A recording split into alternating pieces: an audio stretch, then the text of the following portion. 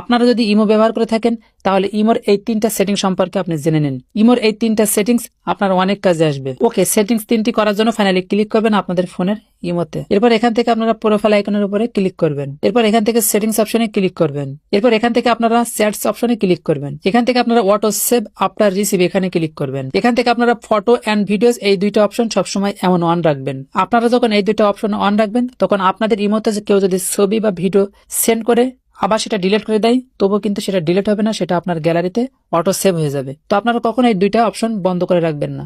দ্বিতীয় সেটিং করার জন্য এখান থেকে ব্যাক আসবেন। ব্যাক আসার পরে এখান থেকে আপনারা স্টোরেজ এন্ড ডাটা এখানে ক্লিক করবেন। এখান থেকে আপনারা ফটো আপলোড কোয়ালিটি এখানে ক্লিক করবেন।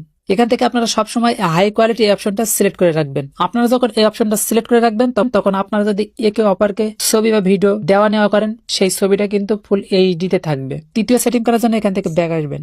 ব্যাক আসার পর এখান থেকে আপনারা ফাংশন অপশনে ক্লিক করবেন। এখান থেকে আপনারা